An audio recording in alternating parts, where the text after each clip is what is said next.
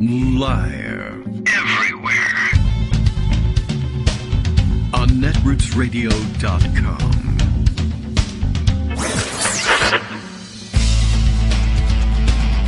David Waldman. Kagro. In the morning. Now, here's David Waldman. Hey, good morning, everybody. How you doing? It's Tuesday, and that's all you really need to know. It's Tuesday, November 29th, 2022. For those of you who are sticklers for such things, like me. I mean, there's no shame in being a stickler about that sort of thing. Go ahead. We can all get behind that program. Knowing what day it is seems like an important part of, well, day-to-day life.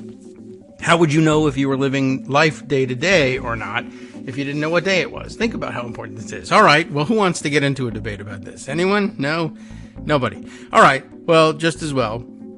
Time for another show. It is a Tuesday show, and so we're looking forward to hearing from Joan McCarter, the election out of the way, the Thanksgiving holiday out of the way. Not that there aren't other things that come up in life, like, for instance, getting up at 7 in the morning on the West Coast, or even earlier. I don't know what the hell time it is. Really, who should at this point? It's enough to know what day it is, don't you think? All right, well, lots more happening. I continue to struggle with the transition from Twitter to Mastodon. Not that Mastodon is doing anything wrong. It's more about me saying, well, you know, should I or should I not be contributing any content whatsoever, or be an active user of Twitter? Does that in any way sustain the place in ways that I don't feel would be appropriate for me to do? I still need to. I'm with Greg on the idea of still needing it to gather news. And I want to interact there because lots of fun things are going on there. And I have tried, I've been working hard on migrating the COVID threads over to Mastodon, but it is kind of difficult. One, just getting used to a new interface, and two, like I said, the Mastodon search function, not that fast and robust. So it's actually quite difficult for me to find the previous day's installments of the COVID numbers in order to append the next day's numbers to the thread in a way that it was not difficult. It was very simple in Twitter. And I don't know. It could be a big mistake. We'll find out. See if I can find some workarounds and get things done that way. I also noticed when I saw some not earth-shattering, but interesting conversation going on Twitter, and I wanted to say, well, let's make a note of it, but let's make a note of it over on Mastodon and provide content there. Taking a screen-capped picture of what happened over on Twitter and carrying it over. It wasn't my screen capping. It was somebody else had screen capped a terrible tweet from Murdery Trader Green, which I guess we might as well discuss because why not? But they had already captured the picture rather than retweeting her awfulness. And I figured, well, why don't I carry the picture over to Mastodon and make my comment there and use the picture. You know, I'm still adjusting to the fact that you can't quote tweet over there, and it's very difficult. And I know there's a what would we say? Should we say a bias against quoting? There's a feeling by the programmers, at least one or two of the programmers that I've seen quoted on this, who think that quote tweeting is a bad feature to have because it promotes backstabbing and snarkiness. People, in their view, tend to use the quote tweet function to dunk on people, to tweet around, or in this case, toot around, hey, everybody look at this bad tweet/toot and how bad the person must be for making it. Go give that person a hard time. Go harass that person. Go give them a piece of your mind. Which is kind of what social media is about in many ways. That's true. I understand that sentiment, but it's interesting that that's like the main purpose of quote tweeting in that person's mind. I have a feeling that may have happened to them, or they saw that happen to someone that they liked and respected, and they thought it was unfair, and they said, we just won't have that here at Mastodon. But it's unfortunate because in so many ways, when I use the quote, I mean, it's not that I haven't used it in that way, and it was a good point. I'm glad it came up, and maybe you shouldn't use it in that way. But maybe you should. I mean, maybe that person should just let people do what they're going to do. But, it's their programming. I can't force them to do anything. But I tend to use it in a way of picking up on someone else's comment and saying, this is the context, and I just want to add a little bit to it, or I want to make a reference to something, but without you also being able to readily see what I'm talking about, the comment won't make very much sense.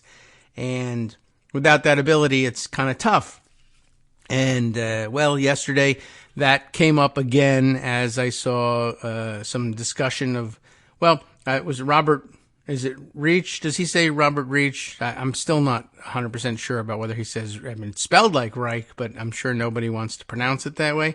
But there was a kid in my high school by the same surname, and they said Reach, which is unusual. And I don't know how it's too long since since I saw him interviewed on television for me to know. But anyway, yes, I saw his tweet about Elon Musk and his purchase of Twitter, which, have you heard about that one? Have we discussed that on the air? And of course that he's ruining it.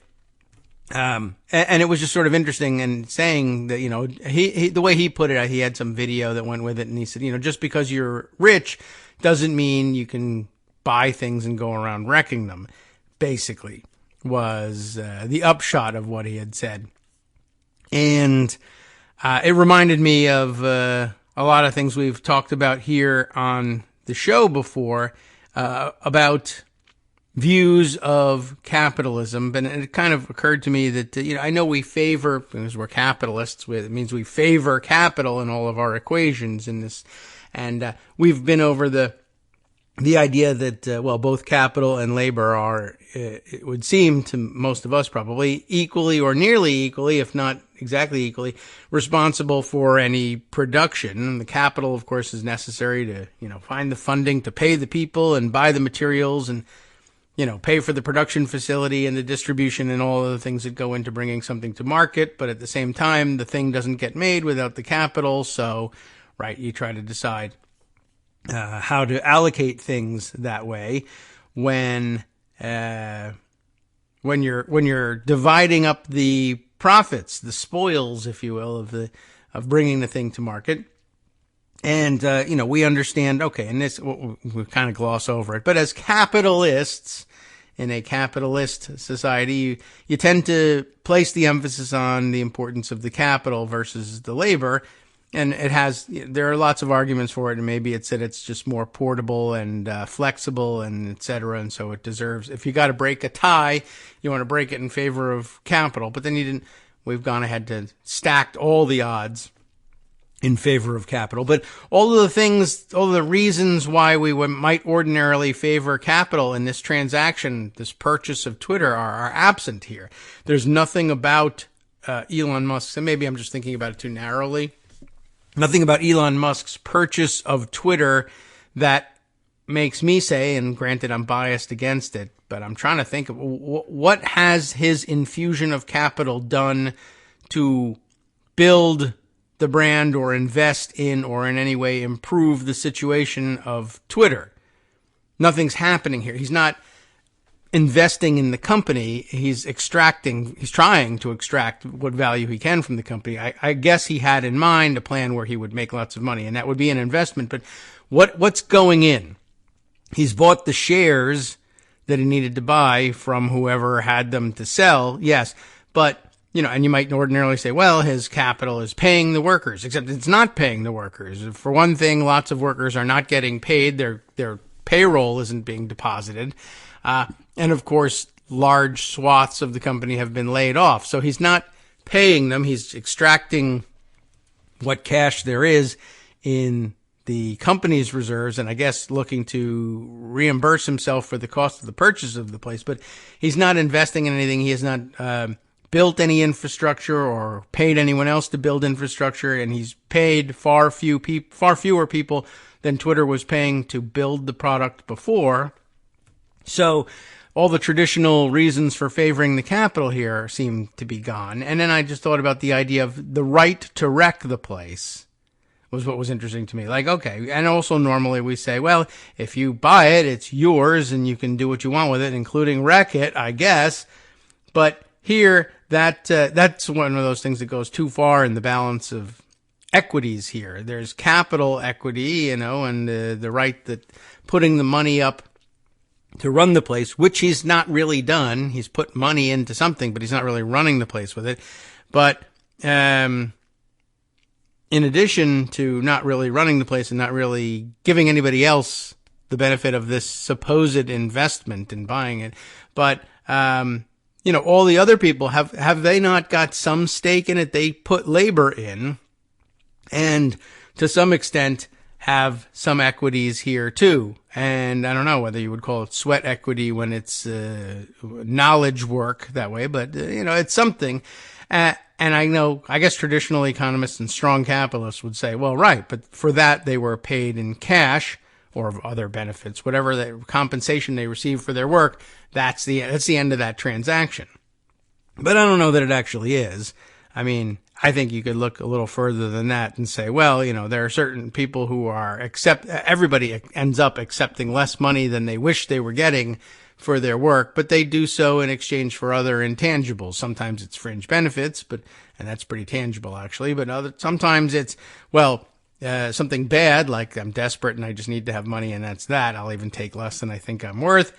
But also, I believe in what I'm doing. In a situation like this one, building a product like this, people take pride in having built the place. There's some other kind of equity here that's going unaddressed in all of this, because the easy thing to do is to calculate the capital. That's got defined numbers. It's one of the reasons we favor it, is it's easy to calculate, whereas the other intangibles are not.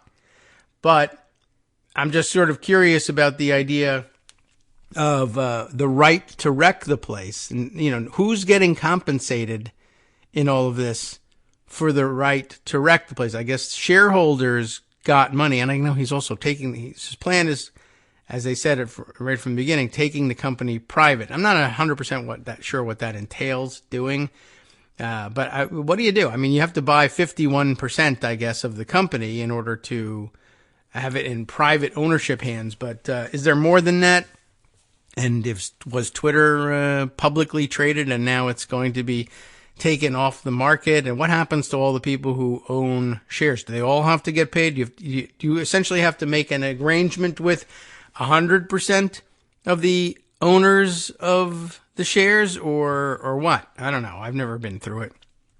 But what about all the rest of those people who may still own shares or were paid shares as part of their labor agreements when they were building the product under the old regime?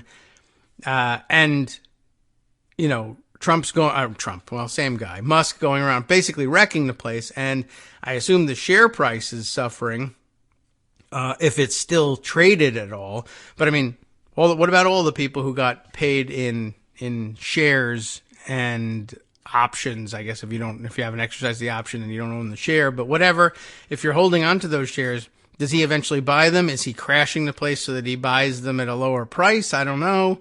But the idea of the right to wreck the thing only takes into account the cash transaction and only takes into account the capital investment and doesn't take into account any of the other intangibles that go into any other equities that go into building the place. So I wanted to discuss that, but I didn't want to do it with Robert Reich, whatever his name is. Not necessarily. I mean, I guess I would, but I sort of felt like I don't want to bother this guy.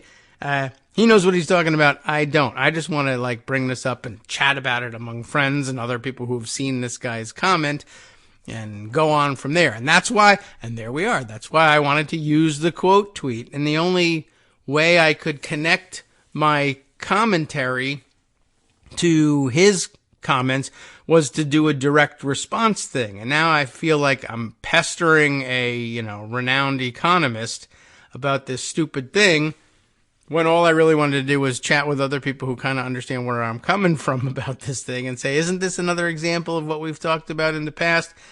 And then, of course, explaining myself, as I said on Mastodon. Now I'm dragging, Robert Reich, whatever to group therapy with me against his will. Everybody has to now see what my explanation is for not quote tweeting, or why I feel bad about not being able to quote tweet. And look at all the mental anguish you're causing me, programmer guy. Why don't you help me out and then give me the opportunity to quote tweet? And I don't know. Maybe I wonder if they'll change their minds if people are nicer in the way that they use the quote tweets. I don't know. That wasn't available for me this morning when I wanted to mention to you the crazy, one of the latest crazy tweets from Murdery Trader Green, who has really created a masterpiece here today. I don't remember who actually found the thing and commented on it, but if I look, I will be able to find it. Yashar Ali, who says, I saw this on Instagram, not Twitter, and I thought it might be fake, but it's real. Or maybe it looks like it actually is formatted like it's a tweet. And maybe someone had screen capped the tweet and put it on Instagram. And then made its way to Twitter. And here's Murdery Trader Green saying, but apparently it's all real, says Yashar Ali. I'm taking his word for it. I didn't look. So many people still wearing masks. She's very upset about this, apparently. And says, the grammar of it, by the way, the punctuation is outrageous. So many people still wearing masks, period. I just want to ask you, period. Well, all right. But that's not supposed to be the end of the sentence. It's really kind of supposed to be, here's what I want to ask you, colon, I suppose. If a pair of underwear, really thick ones, we're really measuring the thickness of underwear here. But if a pair of underwear, really thick ones, high quality cotton, can't protect you from a fart, this is a congresswoman, from a fart, then how will a mask protect you from COVID? 2 question marks. And first of all, I need some sort of fanfare. I only have the dramatic, fanfare, but I like the horns that dun da da dum, da da da dun da dum. This is it. This is the fart joke 2.5 years in the making. I believe this reference has already been used, but Murdery Trader Green, the gears finally clicked, and she's made the fart joke analogy about masks. And, while we aren't really going to concern ourselves with going into the science of this thing, or even talking about the meme that went around about, look, 2 people are just going to be walking around peeing all over the place. Put some underwear and pants on them and less gets on the rest of us. That's great. It's a barrier. It's a filter. That's wonderful. And that's really quite enough. And every little bit helps. And on the other hand, I would also say, by the way, we've now reached the stage of MAGA-ism, I guess, wherein Murdery Trader Green declares that the Constitution means that I can force you to smell my farts. I mean, are we really there at that point? I guess she's not saying she can force you to take the mask off necessarily.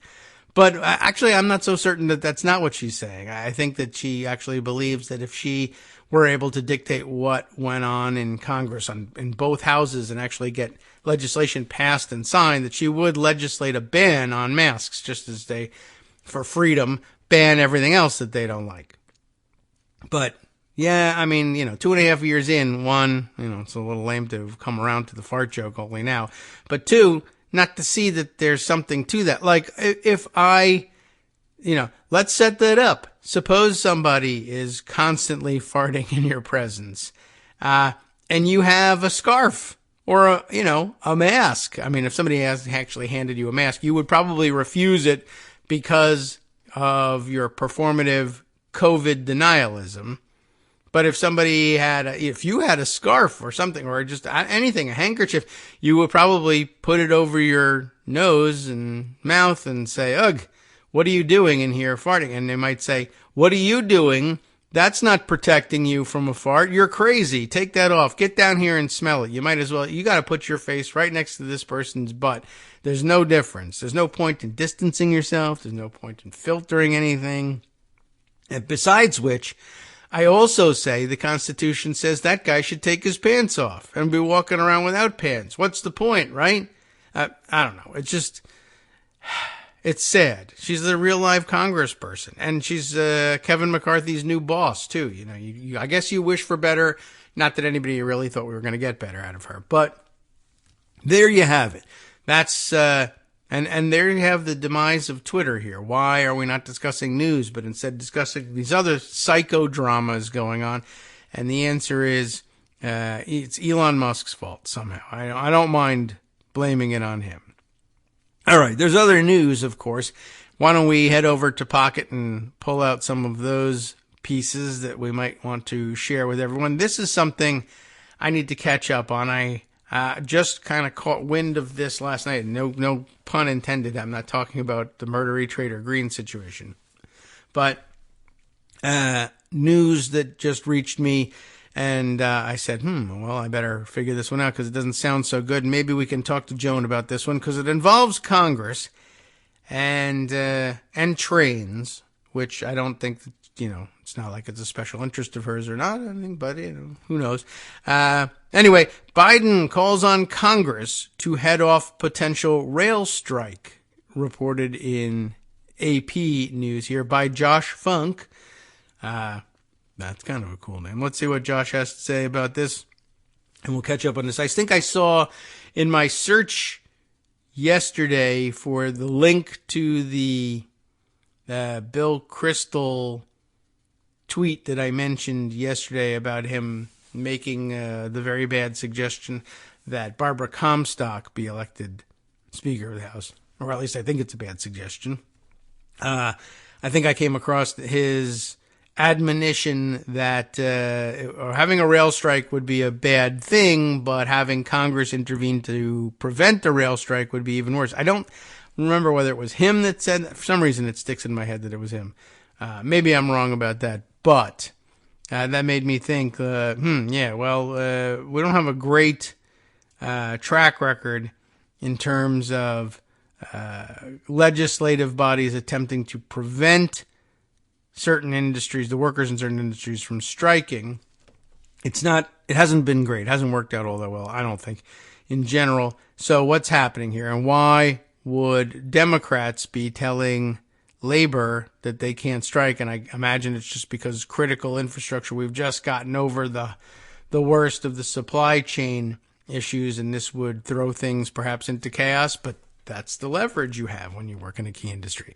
So what's the story here? It's Dayline, Omaha, Nebraska, and it says that President Joe Biden on Monday asked Congress to intervene and block a railroad strike before next month's deadline in the stalled contract talks, and House Speaker Nancy Pelosi said lawmakers would take up legislation this week to impose the deal that unions agreed to in September.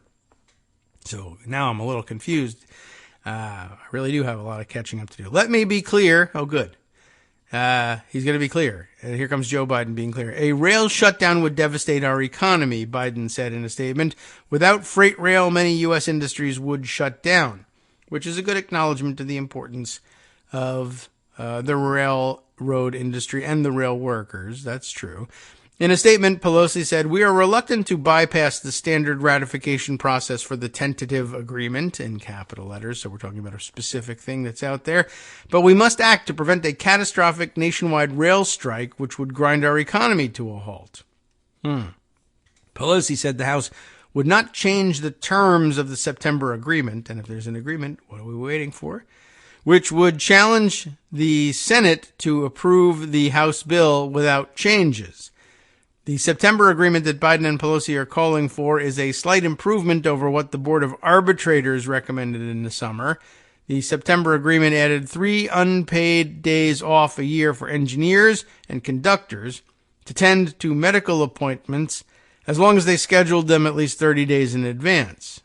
Well, this is minutia, but okay. The railroads also promised in September not to penalize workers who are hospitalized, that sounds good, and to negotiate further with the unions after the contract is approved about improving the regular scheduling of days off. Hundreds of business groups have been urging Congress and the president to step into the deadlocked contract talks and prevent a strike. Both the unions and railroads have been lobbying Congress while contract talks continue. If Congress acts, it will end talks between the railroads and all four rail unions that rejected their deals Biden helped broker before the original strike deadline in September. 8 other unions have approved their 5-year deals with the railroads and are in the process of getting back pay for their workers for the 24% raises that are retroactive to 2020. Sounds pretty good, actually. If Congress does what Biden suggests and imposes terms similar to what was agreed on in September, that will end the union's push to add paid sick time. The 4 unions that have rejected their deals have been pressing for the railroads to add that benefit to help address workers' quality of life concerns, but the railroads had refused to consider that. Biden said that as a proud pro-labor president, he was reluctant to override the views of people who voted against the agreement. Yeah, this is where I don't understand things. But in this case, where the economic impact of a shutdown would hurt millions of other working people and families, I believe Congress must use its powers to adopt this deal. I'm not even sure what the power of the Congress to adopt a deal like that is, but I do recognize railways are a special and heavily regulated industry, and we've probably legislated the right for congressional intervention in the past. All right, so where were we? In this case, right, economic impact would hurt millions of workers. I believe Congress must use its powers to adopt this deal. Biden's remarks and Pelosi's statement came after a coalition of more than 400 business groups sent a letter to congressional leaders Monday urging them to step into the stalled talks because of fears about the devastating potential impact of a strike that could force many businesses to shut down if they can't get rail deliveries that they need. Well, that was a long way of saying what we already knew. Hi, it's me, David Waldman, the same guy who was just talking to you a second ago. Our Patreon subscription drive is still going strong, with over 175 monthly donors who help keep us on the air. If we've helped keep you going during the pandemic, why not return the favor and help us keep going so we can all be together for the next disaster? Patreon.com, Patreon.com, makes it easy to make secure, recurring monthly contributions to support our show. Patreon.com/KagroX gets you straight to our donation page. Maybe you'd like to thank us for keeping you sane during the Trump era.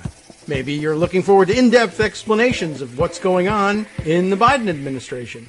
Whatever it is that keeps you listening, we need your help to keep bringing it to you. And hey, if you happen to prefer using PayPal or even the Square Cash app, we're up and running with those options too. Thanks again, everyone, for all your support. We literally could not do this without you. All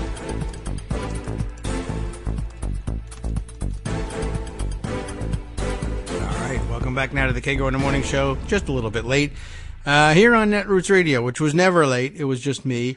I was just, I had an eye on the Mastodon master layout here that I still have not mastered. It's the master of me in this case. Just keeping an eye on things, and I did manage to get it to track the KITM hashtag. But I still don't really understand the advanced layout, which gives me pretty much no matter what I do, a column I don't want. And for one thing. And sometimes it just duplicates another column. Anyway, I thought that was interesting just to observe that. And I saw Greg out there in the wild on Mastodon commenting on a Politico article, about the Georgia runoff and the what's at stake in whether or not Democrats are able to capture a 51st seat in the Senate, and quoting his own senator from Connecticut, Chris Murphy there, wherein, inside the article in which he says, there's probably a bigger difference between 50 and 51 than any other two numbers in this place, meaning the Senate. And then Greg sort of appending, 49 and 50, to be honest. But yeah, and so I thought that was an interesting thing. There's a bigger difference between having 50 and having 51 than any other two numbers, although I see Stephen Dennis has already jumped in to say, well, the difference between 59 and 60 is actually much bigger in his view. But I was actually thinking, as Greg says, well, as big a deal as it is to have the difference between 49, or rather 50 and 51, to be honest, it's also the same between having 49 and having 50. Which I get his point also, being in the minority versus at least having nominal claim to the majority.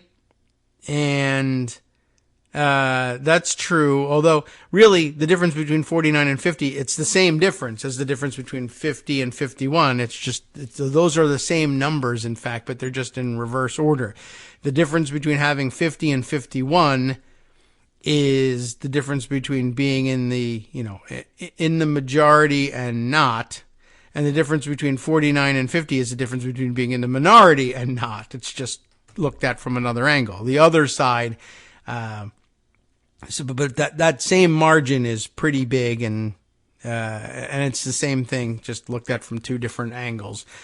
So, relativity in a way, I guess, but maybe now Stephen Dennis has the better point, which is the difference between 59 and 60. Although, getting your way an awful lot with 59, at least in the votes. But yeah, I suppose if you can't get to cloture on anything, well, at any rate, I just thought that was kind of an interesting thing. And I'm thinking about the article that Greg was commenting on, and I don't know whether that really adds anything to it here, but let's go see what it was that interested him over at Politico. Dems dream of a, quote, real majority hinge on Georgia.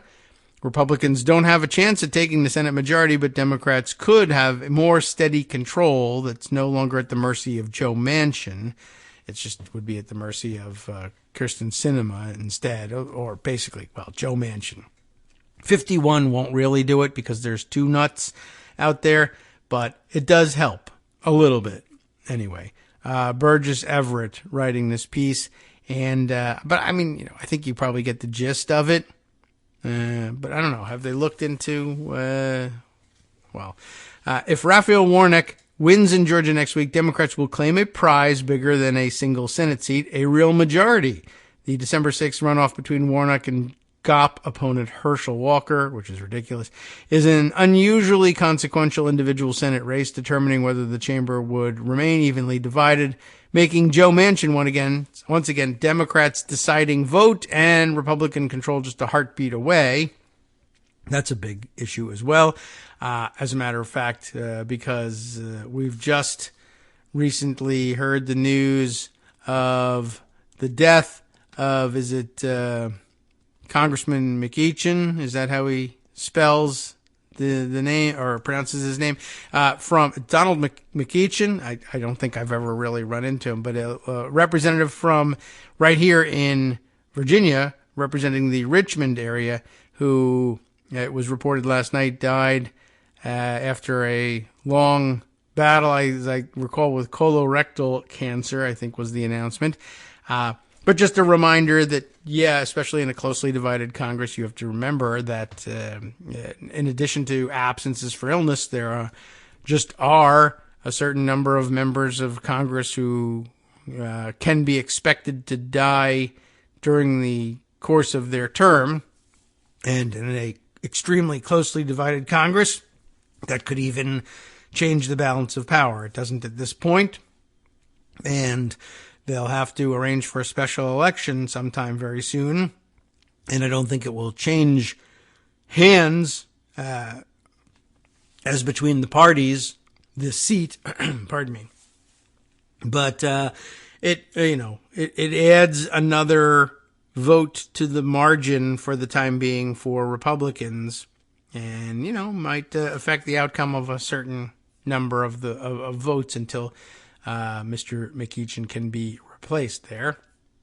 But let's jump back over to the I've lost track of, there it is, the Politico article. They don't have their little logo in the tab anymore. Okay. Well, anyway, Georgia is a prime example of a single race's ability to reshape the composition of the Senate. I mean, It's an example.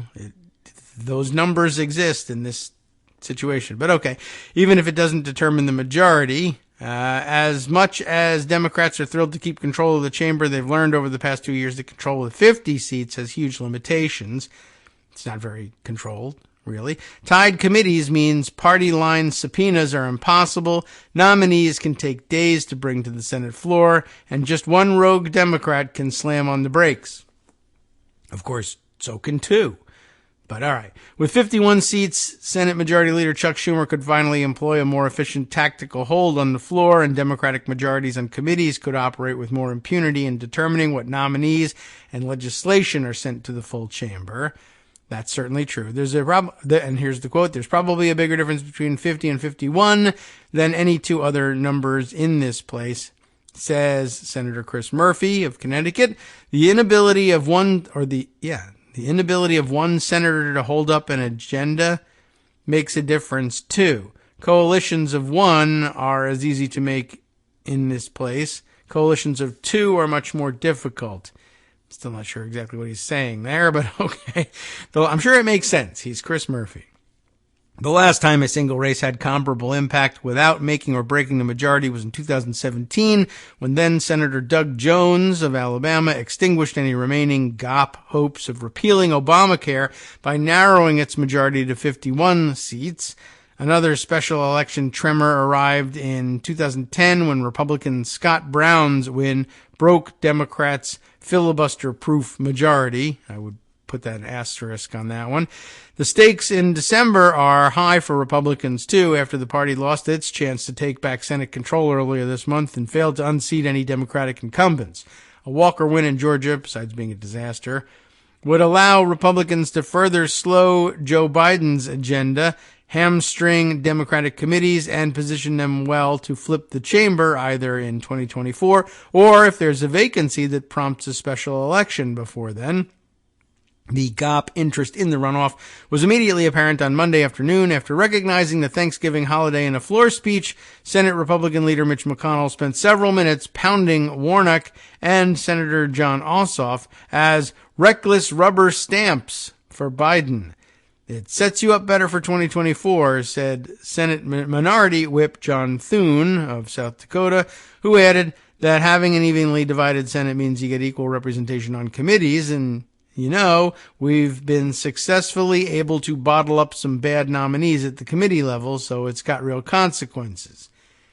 That is true. Republicans have ousted just one Democratic incumbent since 2019 and are looking for a boost after a month of bitter infighting that saw the first ever challenge to McConnell. So Republicans' biggest reward for defeating Warnock may be a morale infusion after a disappointing November. No matter the result in Georgia, the Senate's legislative filibuster will remain in place because Manchin and Sinema both oppose weakening the 60-vote threshold needed to pass most bills. No, but all right. But the difference between 51 and 50 seats is crucial for the nuts and bolts of government. Vice President Kamala Harris would not need to break so many ties on the floor. The party could approve nominees despite the occasional Manchin opposition, and an ill Democratic senator wouldn't send the Capitol into a frenzy. Biden could even consider appointing Democratic senators to his cabinet with less fear of losing control of the chamber once they're confirmed. I wouldn't mess with it, but all right. A 51-seat majority would also give Schumer slightly more wiggle room if any one single member of his caucus goes astray, which is called, Manchin and Sinema. Duh, we know that. Anyway, it's all the difference in the world, said Senator Richard Blumenthal. It really means we have a majority as opposed to kind of teetering control. Although, really, it's still pretty teetering. Although, the fact that they're talking about 51 seats as being this solid opportunity for controlling the chamber does speak a little bit to the feeling among the senators in the Democratic caucus of their effective unity. It's not that often that 51 senators or even 50 senators from the same party are all so frequently on the same page that they're willing to assume that they can keep 51 senators on the same page should they have the opportunity to capture that extra seat. Senator John Tester of Montana, who chairs the Veterans Affairs Committee, said that reelecting Warnock means you get an extra person on the committee and it would make things flow better. That is true, right? All the, evenly divided Senate means evenly divided committees, which means weird workaround rules that it's difficult to get a majority to do anything when you're ideologically divided in the way that we are. But 51 gets you the opportunity to add one extra person and throw the balance of power on each committee in favor of the majority. And if they're all sticking together and on the same page on so many things that 51 would be so much different than 50, then great. More legislation moves to the floor. Well, whether it's, goes anywhere is another thing. Anyway, right. So the extra person on the committee makes things flow better. He specifically mentioned the Judiciary Committee, which is sharply divided along partisan lines, empowering Republicans to delay lifetime judicial nominees on tied votes. In addition, with the incoming House GOP majority pledging to use its newly acquired oversight power against Biden's son Hunter, a 51-seat Democratic Senate majority could be an important backstop for the party. At the moment, Senate Democrats currently cannot unilaterally issue subpoenas and are often still operating under old committee rules from when the GOP ran the chamber. It changes the dynamics of the rules of the Senate Judiciary Committee. We had to retain the rules from the old times. We didn't have enough votes to change them, said the panel's chair, Senator Dick Durbin of Illinois. And even more significant questions like the issuance of subpoenas are affected by whether you have a real majority. Georgia has been a bright spot for Democrats of late. Without flipping the state's 2 seats in the 2020 special elections, they would not have the majority this time. Midterm wins by Democratic Senators Mark Kelly of Arizona, Catherine Cortez Masto of Nevada, Maggie Hassan of New Hampshire, and Senator-elect John Fetterman. They don't give you his state? Come on, Pennsylvania, right? Everybody knows that. Although they also mean that Walker cannot cast his campaign as a check on Biden that would flip the Senate to GOP control. Instead, Republicans would at best be able to slow Democrats down and set themselves up better for next fall if Walker prevails. And for some in the GOP, even a win in Georgia would do little to solve the party's problems. As long as we have Donald Trump hanging over the party like a gargoyle, we need more than a shot in the arm, said Senator Mitt Romney of Utah. How do you like that? So, that is of some interest, isn't it? Also of some interest, because we're talking about Georgia, I notice that people have been, I guess, only just now noticing that that Herschel Walker doesn't actually own a home in Georgia. Is that possible? I was pretty sure I'd heard that some time ago, but it's coming up again. And if I recall correctly, and now I have to go and take a look to see whether there is an article about it somewhere. I saw somebody tweeting about it earlier this morning, and I saw a very interesting comment on it on Mastodon, as our friend LOLGOP was commenting on the situation. But I think Walker has rented a home in Georgia, and I guess he rented it for what he thought would be the duration of the election, figuring if I lose, I'll go back to Texas, and I'm not saddled with a home here in Georgia that I have to try and sell, although, it's not that hard. And I thought he was a moneyed fellow at this point. But maybe not. But at any rate, I guess he rented it. I don't know whether he took the runoff election possibility into effect. Make it sound like his rental contract is running out, and it's run out in the middle of this election. So he didn't rent it for long enough. I don't know. Let me see if I can find out the Georgia property situation. But his his rental is running out, and he'll be without a home in Georgia. And of course, as he's getting ready to file his taxes, there was of course the story a while ago. Now I see Axios is just getting around to it and saying that He's claiming on his taxes that his home in Texas is his primary residence. So that, if you claim a primary residence in Texas, I guess that means you don't have to pay state income taxes, even if you're living in Georgia somehow. I don't know. I think they have to resolve this. But of course, if you say your primary residence is in Texas for tax purposes, then really, what are you doing running for Senate in Georgia? But people have these weird interpretations of what the qualifications are for office, and renting a house in Georgia is enough for a majority of the voters in Georgia. I guess we're kind of stuck with it. But is he even doing that anymore? All right, so let's see. We have Axios reporting Herschel Walker claims Texas home as primary residence, which I assume sets up this story, but may even mention the other part. And then we can switch stories, the one that's about the rental property in particular. Michael Mooney reporting this just yesterday in Axios. Herschel Walker, you know who he is, has continued to claim his Tarrant County home as his primary residence, potentially breaking both Texas tax laws and some Georgia rules on establishing residency for the purpose of voting or running for office, according to CNN. Now, mind you, even if they decided that they wanted somebody with impermanent roots to represent them in Georgia, he's going to vote in Georgia, though he says his primary residence is Texas. And LOL GOP's comment here is thinking about all the people who have been denied the right to vote, or for various reasons, some of which are perhaps their own doing and failing to register or just not getting out there to vote, whatever it is, or not getting out there to realize what's going on. There's a couple people who are, denied the right to register in time for this runoff.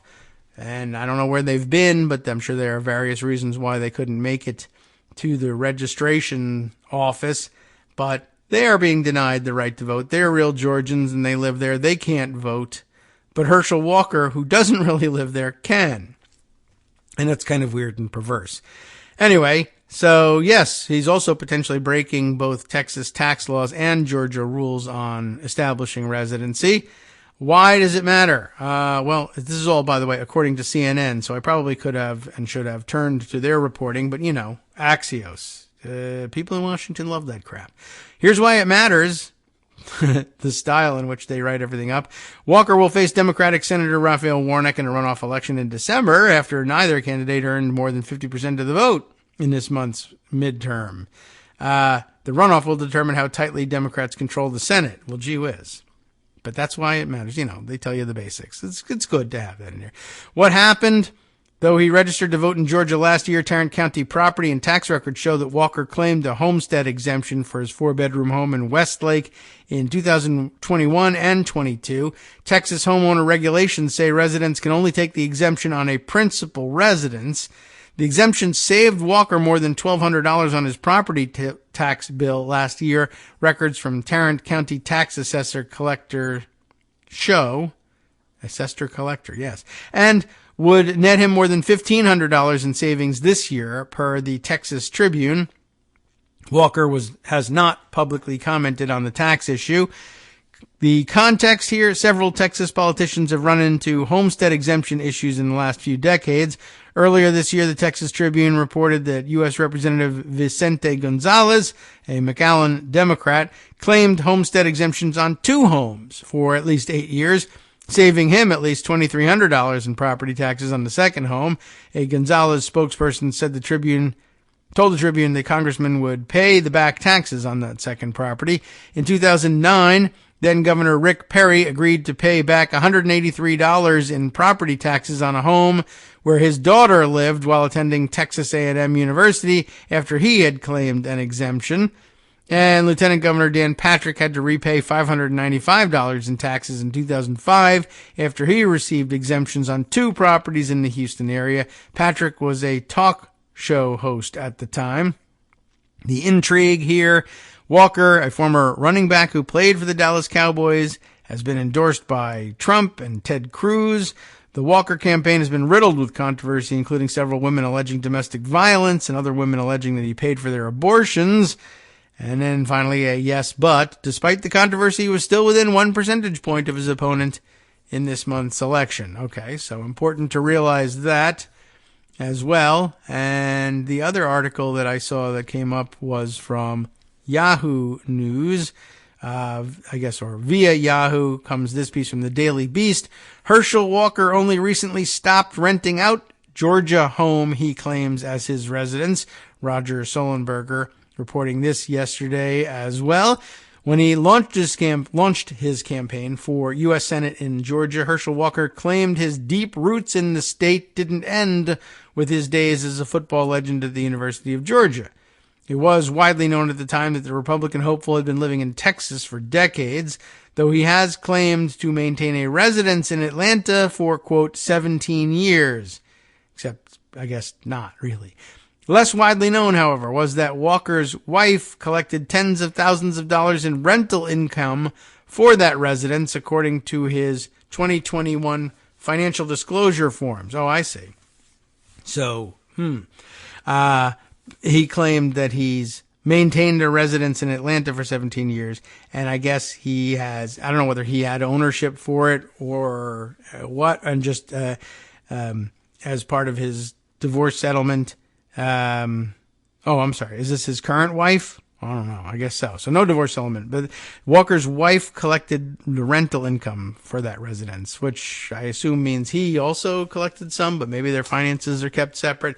But basically, for almost all of that 17 years, it was quote unquote his residence. Well, no. He just said he maintained a residence, but he maintained it for somebody else. People who were renting the place. And I guess now the headline makes sense to me. He only recently stopped renting it out and claimed it as his own, I guess, even though he says, oh yeah, I've been, you were supposed to come away with the impression that he's lived there on and off for 17 years, but he's never lived there, is the basic upshot of all of this. The house doubled as the Walker campaign's first official address when he launched his bid in August of 2021. Fulton County tax and property records show the home is solely owned by Walker's wife, Julie Blanchard, who also collected rental income from 2020 and 21, ranging from $15,000 to $50,000, according to the disclosure, defining the asset as Georgia residence.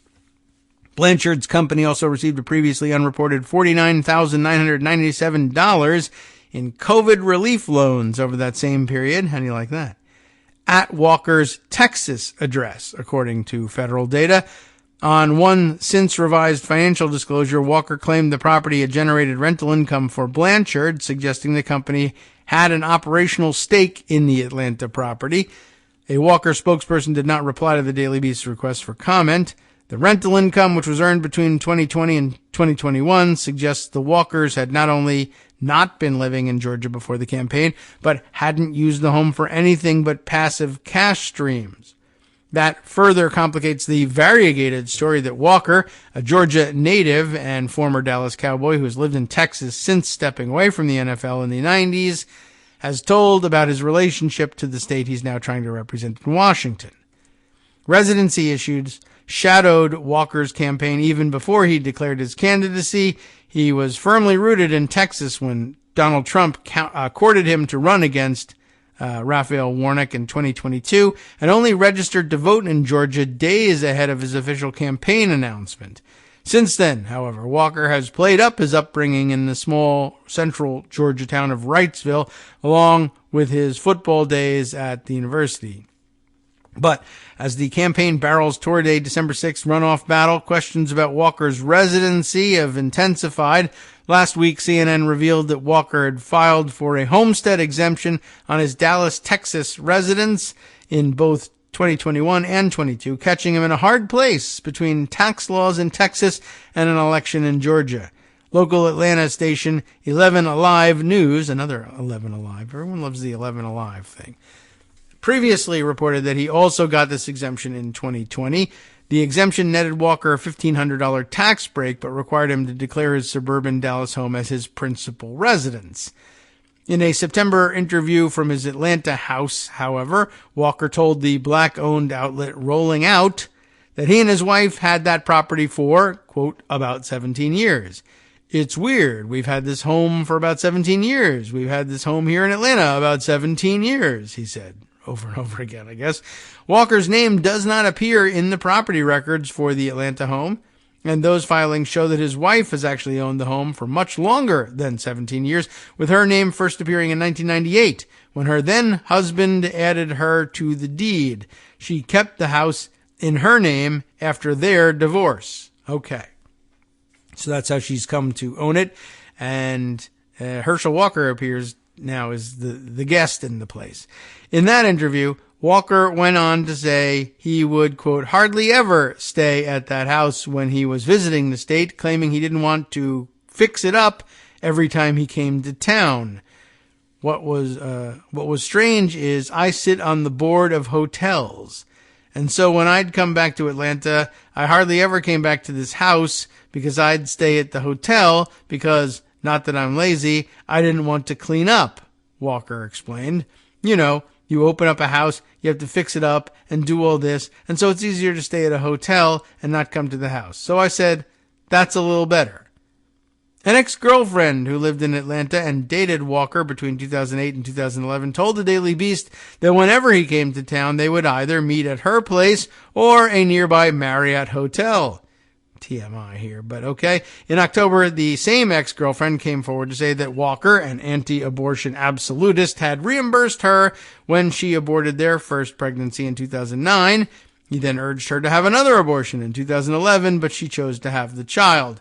Federal law does not require Senate candidates to reside in the state that they plan to represent until they are elected. But under Georgia law, the aspiring candidates must meet certain residency requirements before they can run for office. Those conditions include the location of any homestead tax exemption. While the details surrounding Walker's official standing with the state are still cloudy, voters may still judge the Republican more harshly for it. For months, Democrats have made the residency issue a focal point of their larger case that the Republican is unfit to represent the state in the Senate, and there are so many other reasons why that is also the case.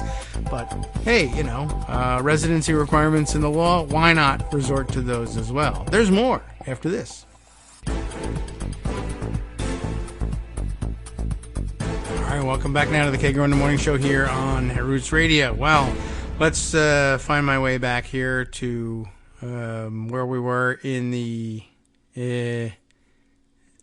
Yahoo News reprinting of the Daily Beast. What was Daily Beast story? All right. Now I have to go back and check and make sure that I've got it right. Yes, and so we were talking about Herschel Walker and the residency requirements of Georgia law. The details, right, okay, right. We had said the details were a little hazy, but Democrats have been making an issue of it.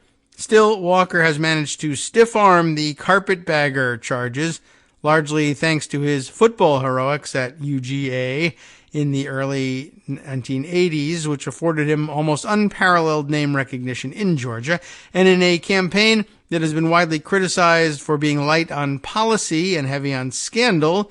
Walker has relied on his fame of yesteryear as a central appeal to voters. He parlayed that celebrity into a narrow loss in the general election against the Democratic incumbent, Warnock, performing well enough, though, to send the contest to a runoff election. It is unclear when or if Walker met Georgia's residency requirements for candidates, but his residency in Texas is well documented. Walker appears in Tarrant County property records as far back as 1994, which also show his name alongside Blanchard's on a deed from 2011. That same year, when Walker urged another girlfriend to have an abortion, Playboy reported that he and Blanchard were engaged, though they didn't get married until March of 2021. That's quite a ways. That's 10 years. But okay. When they did get married, state records show they did that in Texas. Blanchard has also used their Texas address on federal forms, listing it on campaign donations she made through June 2021, after which she switched to Atlanta. According to the Federal Election Commission filings, she used the Texas address again in a contribution from June 1st of this year. Walker's personal Facebook page still says he currently lives in Irving, Texas, another Dallas suburb. So he's not even in the same city. That's interesting. All right. Let's see. The same address also appears in federal COVID loan data connected to about $50,000 in forgivable loans to a Delaware company called Consolidated Broker Management. According to Walker's financial disclosures, Blanchard collects self-employment income from that company, and she identifies herself as CBM's president on her campaign contributions. So they live in Texas. They're renting a place in Georgia. Their company that owns the home they claim in Georgia is based in Delaware. It's, normal, like normal people live. CBM collected 2 COVID loans through the Paycheck Protection Program, according to federal data. One approved in May of 2020 for $20,832, and another the following March for $29,165 as a, quote, food service contractor. All right. I mean, possibly not all right, but okay, I acknowledge that you have said that. That's all.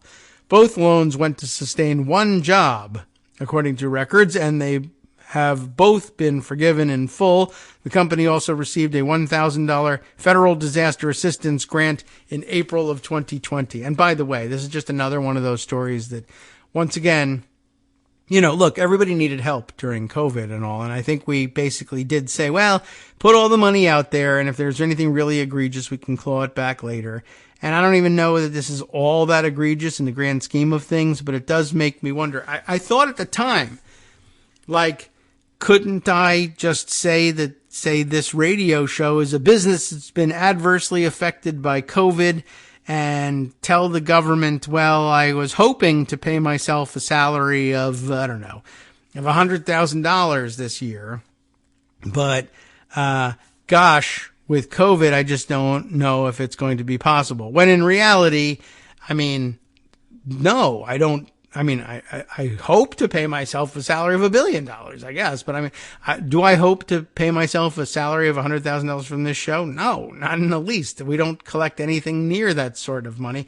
I would be lucky to say that, honestly, I'd be lucky to be able to say we were expecting to collect $25,000 from this show during the year. We're not. We will be considerably below that. And of what we collected doesn't all go to me anyway. But let's say it did. Still, we're not anywhere near that. But, do you have to back that up? I wondered about what would happen. I know that there's probably millions of people doing this. They're probably just saying, I'm out on $100,000 salary or even more. And no questions were being asked and loans were being forgiven, so why not? But as like a law-abiding citizen that worries about stuff and doesn't like the idea of people just stealing money, I didn't do that. And I don't know, maybe I should have. Maybe, there's no reason to. I guess he could say, well, who knows how many subscribers I would have signed up for my show if it hadn't been for the adverse economic impacts of COVID. Maybe. Who knows? They might have let it go. And then, I don't know, I would have been worried the whole time, and then they would have forgiven it, and I'd be like, well, I don't know. There's $100,000 in my life that there wasn't before, and everybody else seems to be doing it. Why didn't I do it too? And I guess there's the difference between being a Republican and being a Democrat. Though I'm sure some Democrats must also have done this. I don't know. Am I misunderstanding this? Should we all not have said we had businesses, and then the businesses mysteriously disappear after the money goes away? All right. Anyway, in Walker's first candidate financial disclosure, Blanchard also claimed to have earned rental income through the same company. So that's pretty interesting. Food service contracting, rental income, whatever. And what are they? Consolidated Broker Management. I don't know what that has to do with anything, but I guess it could be a generic sounding name for a property management company. Food service? I don't know. Anyway. Right. So she also claimed the rental income through the same company. However, that item disappeared when Walker submitted an amended filing a few months later, which now showed that his own company, H. Walker Enterprises, at least that's a name that makes sense, has been collecting that rent or had been collecting rent. It's unclear whether either company has a management stake in any of their homes. That is weird.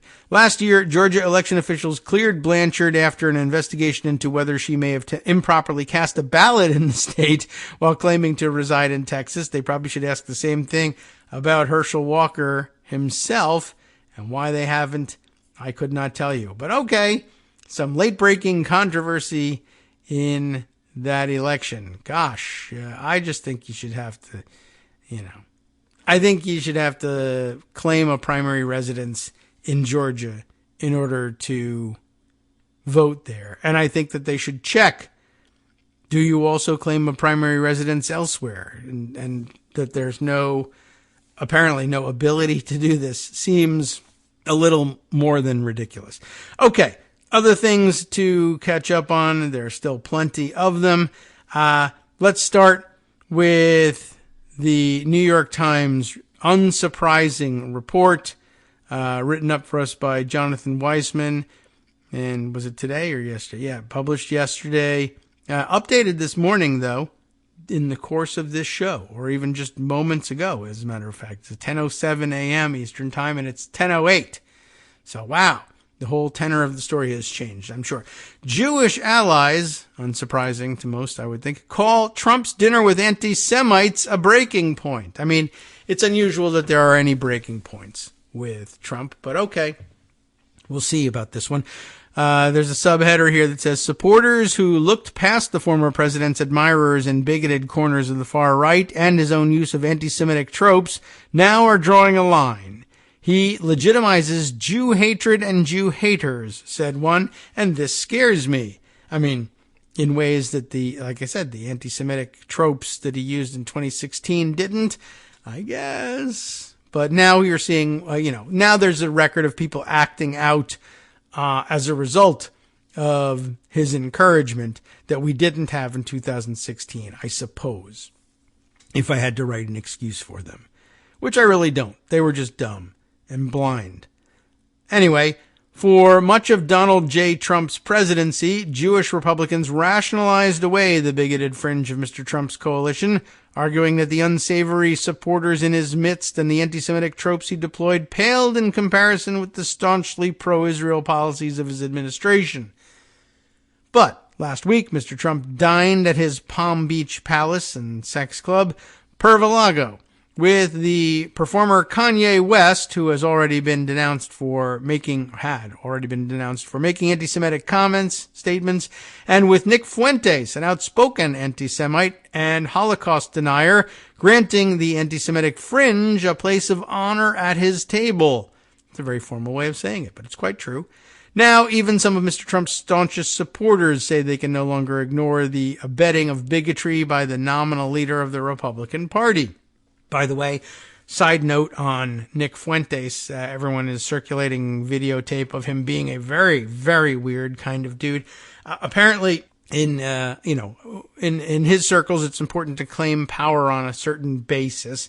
And where white supremacy isn't enough to round out his base, he also adds his own credentials as an incel, which is, of course, as you recall, an involuntarily celibate person, basically a guy blaming, adopting a political worldview that apportions blame for their lack of success in their I don't even want to use the euphemistic term love life, I guess.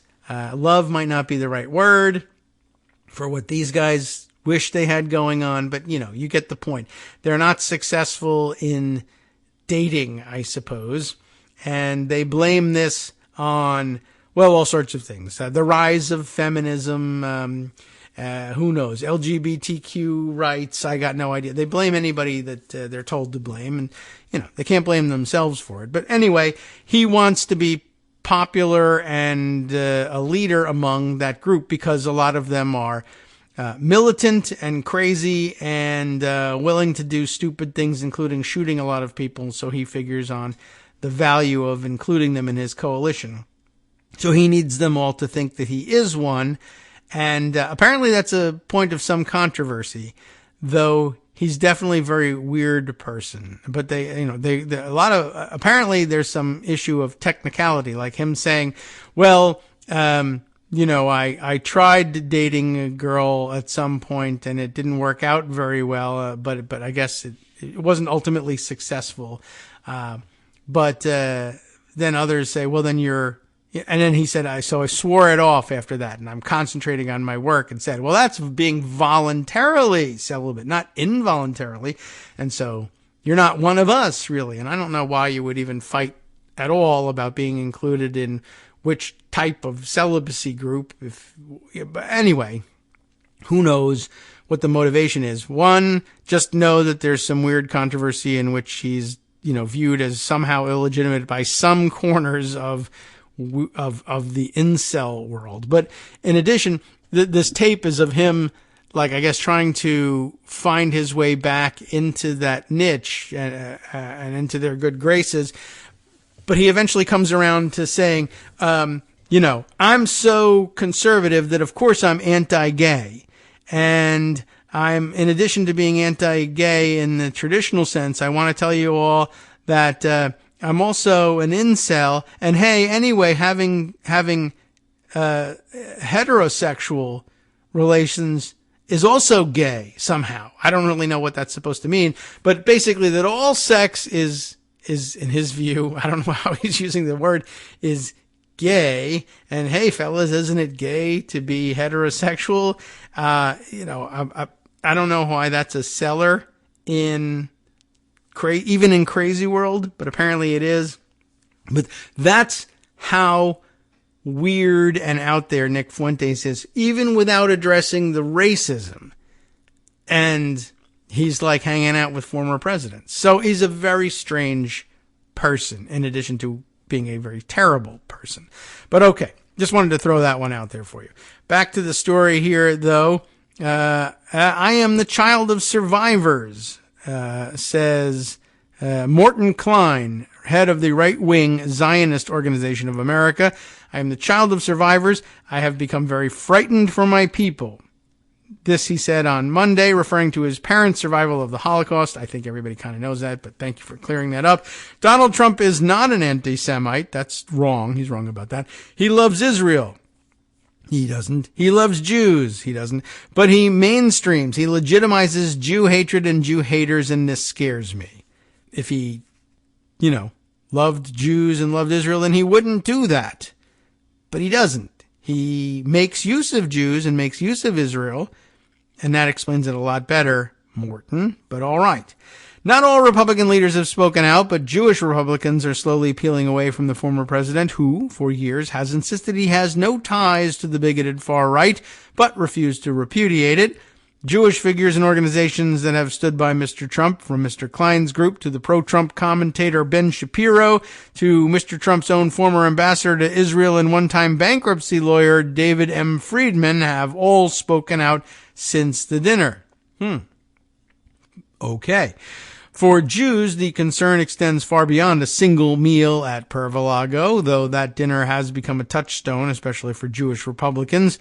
We have a long history in this country of separating the moral character of the man in the White House from his conduct in office, but with Trump, it's gone beyond any of the reasonable, acceptable, and justifiable norms. Jay Lefkowitz, a former advisor to President George W. Bush and a supporter of many of Mr. Trump's policies, said on Monday, "For American Jewry, the debate since the dinner has brought into focus what may be the most discomfiting moment in U.S. history in half a century or more.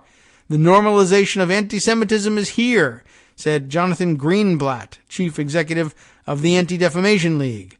On Monday afternoon, Senator Chuck Schumer of New York, the Democratic majority leader, went to the Senate floor to denounce Mr. Trump's actions as disgusting and dangerous, and then called them pure evil. Mr. West, a figure with Kanye West, with enormous following, has espoused hatred of the Jews. The basketball star Kyrie Irving has spread anti-Semitic views with a tweet, though he eventually apologized. Neo-Nazis are returning to Twitter, bringing memes and coded messages not seen for years, now that its new owner, Elon Musk, has reinstated accounts that had been blocked for bigotry. Mr. Musk himself on Monday tweeted a cartoon of Pepe the Frog, a symbol adopted by the alt-right segment of the white supremacist movement. That followed a tweet early this month of a German soldier from World War II, which was cited by white nationalist Telegram accounts as evidence of Mr. Musk's like-mindedness. And House Republican leaders say they will reinstate Representatives Marjorie Taylor Greene, known to us here more properly as Murdery Trader Greene, and Paul Gosar of Arizona to committees from which they were jettisoned by Democrats in part for their anti-Semitic comments or associating with white supremacists like Mr. Fuentes. They're going to put them on the same committees? You'd think they could do better. The level of anti-Semitism being expressed, anti-Semitic acts at a very elevated level, and the acceptability of anti-Semitism, it is all creating an environment which is, thank God, unusual for the United States and has to be nipped in the bud. That's it. That's the moment we're in, said Rabbi Moshe Hauer, Executive Vice President of the Orthodox Union, which represents the branch of Judaism that has been most supportive of Mr. Trump. Peter Hayes, a Northwestern University historian, drew comparisons to the 1930s. Wow, couldn't you imagine it? All right, well, anyway, when popular figures like Charles Lindbergh, Henry Ford, and Father Charles Coughlin used newspapers, radio broadcasts, and the speaker's circuit to echo the anti-Semitism then taking root in Germany. American Jews were deeply divided over whether to confront Nazism head-on through protests and boycotts or to work behind the scenes out of fear of inflaming anti-Semitism, said Mr. Hayes, a scholar of that era. Now, Mr. West has promised on Twitter to, quote, go on DEFCON 3. Remember, it's not DEFCON, but that's what he said. On Jewish people. The comedian Dave Chappelle delivered a stinging monologue on Saturday Night Live on the Jews and their number in Hollywood. And at the same time, American Jewry is divided over whether denunciations of Mr. Trump might harm American policy toward Israel should he return to power, Mr. Hayes said. The more people prioritize Israel, the more they are willing to make excuses for Mr. Trump, and that just makes me sad, he said. Trump tried during his presidency to keep the racists and anti-Semites who supported him at an arm's distance without banishing them altogether.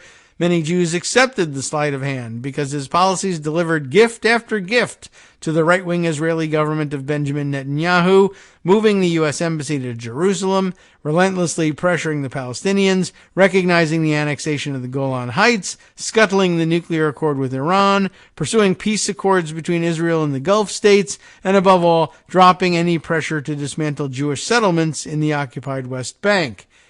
The issue nearly came to a head after the racist, anti-Semitic Unite the Right march in Charlottesville in 2017, when Trump said there had been very fine people on both sides of the deadly confrontation. Prominent Jewish members of his administration nearly resigned over Trump's refusal to renounce the bigotry more forcefully. And it's only gotten worse since then, so duh. Mr. Klein, in an interview, again defended Trump's actions on Charlottesville, though he acknowledged being troubled by the president's failure to clarify his both sides remark. Even now, Mr. Klein conceded denouncing Trump was difficult for him. His group honored the former president at a gala on November 13th for his actions on behalf of Israel, and Mr. Klein said he deserved it. But Trump's excuses for dining with Fuentes and West, that he didn't know the white supremacist and was offering his help to the musician, have fallen short. On Monday, Senator Bill Cassidy, Republican of Louisiana, wrote on Twitter, President Trump hosting racist anti-Semites for dinner encourages other racist anti-Semites. These attitudes are immoral and should not be entertained. This is not the Republican Party, though it is. Senator Susan Collins, Republican of Maine, denounced the dinner as well. She's very troubled, I'm sure. Mr. Shapiro, who came under near constant attack in 2016 from neo-Nazi Trump supporters, but stood by Trump at the time nonetheless, also rejected the former president's excuses. A good way to not accidentally dine with a vile racist and anti-Semite you don't know is not to dine with a vile racist and anti-Semite you do know, he wrote on Twitter on Sunday. The Orthodox Union not only called on Trump to condemn his dinner guests and cut all ties with them, but also asked responsible leaders, especially those in the Republican Party, to speak up, as former U.S. Ambassador to Israel David Friedman has, and be counted among those who explicitly reject anti-Semitism. Quoting the Talmud, Rabbi Hauer, the group's executive vice president, said Trump's good deeds on Israel did not negate his bad deeds on hate, and vice versa. That's what makes life complex, he said. Appearing on CNN on Sunday, Governor Asa Hutchinson of Arkansas, who harbors ambitions to run for the Republican presidential nomination in 24, said, "I hope someday we won't have to be responding to what former President Trump has said or done. In this instance, it's important to respond." He accused the former president of empowering the country's bigoted extremes, except then he's handing over the governor's mansion to Sarah Huckabee Sanders, and he's got nothing to say about that, apparently. Others seem to have equivocated as they waited to see whether Trump would again weather the controversy. The Republican Jewish Coalition's initial statement condemned Fuentes and West for their virulent anti-Semitism, but did not mention the former president, instead calling on all political leaders to reject their messages of hate and refuse to meet with them. Facing criticism, Matt Brooks, the group's executive director, then followed with, "Let me dumb it down for you all. That'll help." I'll say dumb. "We didn't mention Trump in our RJC statement, even though it's obviously in response to this meeting, because we wanted it to be a warning to all Republicans. Duh. Sure." Ari Fleischer, the former press secretary under George W. Bush and a member of the Republican Jewish Coalition's board, said he accepted Trump's statement that he didn't know Mr. Fuentes, but he said Trump should have added that had he known, Fuentes would never have been allowed into Mar-a-Lago. Still, Fleischer tempered his criticism of Trump with an old photo of former President Barack Obama with Louis Farrakhan, the virulently anti-Semitic leader of the Nation of Islam. And he added in an email, "I should also mention that I do not consider Trump an anti-Semite, and I remain appreciative of his deep support for Israel and for the 4 peace treaties he helped secure in the Middle East. I do consider the former president someone who mistakenly succumbs to flattery from dangerous places." Wow. All right. Well, let's see. It goes on for a little bit more. Mike Pence, we might as well figure out what he had to say, also on Monday said he didn't believe Trump was an anti-Semite or a racist, but he told Leland Vittert on the broadcaster News Nation, on the broadcast, I guess, that Trump had demonstrated profoundly poor judgment in giving those individuals a seat at the table, literally, and that he should apologize and denounce them without qualification. Many Republicans have said nothing, including Kevin McCarthy, who aspires to become House Speaker next year, and Ron DeSantis in Florida, Trump's strongest rival for the nomination in 2024. Calls and emails to Jewish figures of Trump's administration, such as former Treasury Secretary Stephen Mnuchin, and to prominent Jewish Republican donors, including Miriam Adelson, Louis Eisenberg, and Paul Singer, all went unanswered. Gary Cohn, senior economic advisor who nearly quit after Charlottesville, declined to comment. Ronald Lauder, prominent fundraiser, issued a statement reading, "Nick Fuentes is a jerk-ass," basically, plain and simple, but had nothing to say about Trump. For his part, Trump shows no sign of contrition. His spokeswoman Liz Harrington told a right-wing broadcaster on Monday that Trump was probably the most pro-Israel president we've ever had. Then added, President Trump is not going to shy away with meeting with Kanye West. Okay. He's just going to try and have it both ways, and we'll see how many people allow him to do it. All right. Nearing the end of the segment here, let's see if we can squeeze in this bit of information. I told you yesterday about what was going on in Arizona, and yesterday was the deadline for the various counties to certify their votes, and we wondered whether they would really do what they said they were doing. I think there was a little bit of confusion about who was acting in solidarity with whom. Cochise County appears to be out on its own, and there was another county that said it was acting in solidarity. Greg, I think, thought, and maybe he's right, I didn't check, but my recollection was different from his. He thought that they said they were acting in solidarity with Maricopa County, where they, in this other county, believed that things had gone wrong in Maricopa. But Maricopa County, when it speaks as a county, says, no, nothing went wrong. Their Republican election commissioners say everything's fine, and none of the things that the conspiracy theorists say were a problem actually were a problem. I think this other county was acting in solidarity really with Cochise County.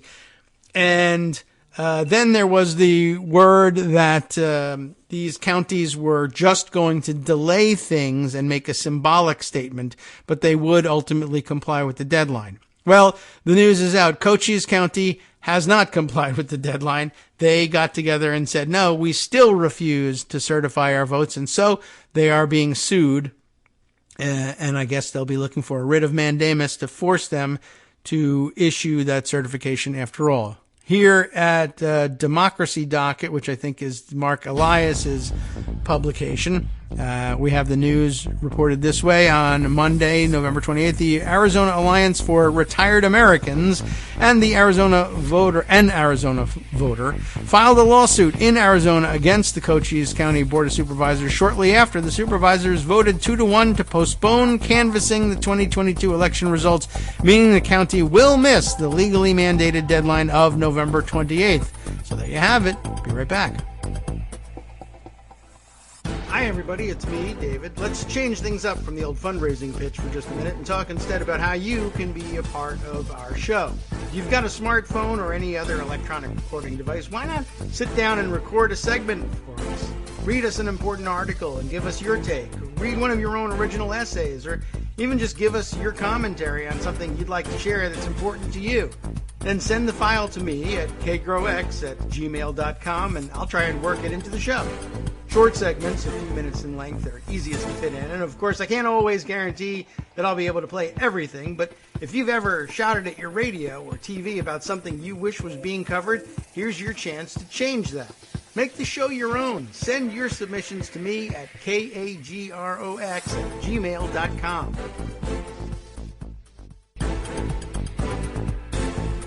All right, welcome back now to the Kagro in the Morning Show here on Netroots Radio. Joan McCarter is with us. I just learned that you were having trouble finding your headphones this morning. Okay, I'm glad you were able to turn them up.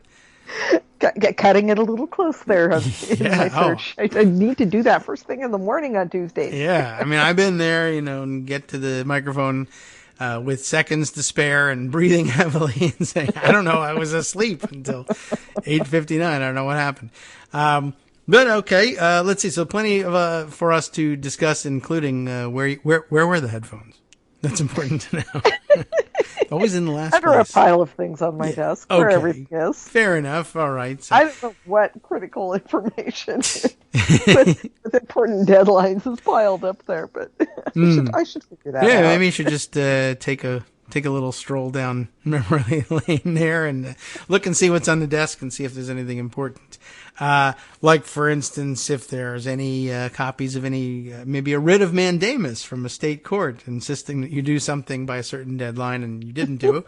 And so that's pretty sure there aren't any of those. Okay, yeah, it's pretty unusual, really, honestly, that would come up, and I imagine you would have probably honored the court order earlier. But yes, that's the news from Cochise County and maybe more. I don't know. I've just seen the suit being filed against Cochise County in Arizona, where their wacky board has decided against all state law and all logic to insist that they won't certify the vote in this very heavily Republican county.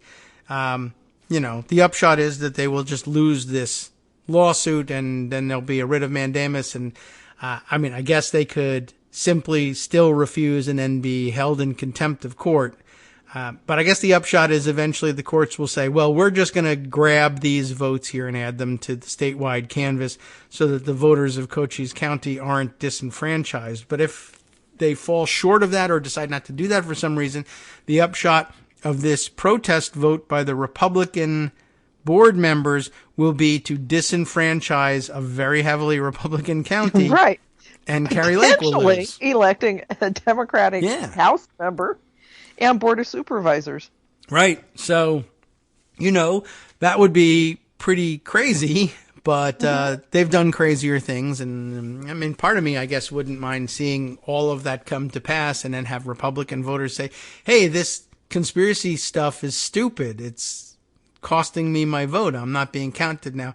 Although then the conspiracy people will say, see, I told you. Right. Like on election day, all of the old white men trying to vote for Carrie Lake in Arizona saying, the lines are so long. The machine isn't working. Yeah. This is voter suppression. Yeah. It is. It's horrible when that happens to people. And then, then they say, well, but they do that so often. You'll wish you were pro-gun when I shoot you. Yeah. Well, I mean, yeah, but you weren't going to otherwise. And I don't know. Yeah, they love to do that stuff, and they love to they perpetrate voter fraud, showing up at different places, trying to vote multiple times to prove that it can happen, except then they get caught and it doesn't happen. Or just to be able to vote for Trump twice. Yeah. They just love doing that. That's happened too. Yep.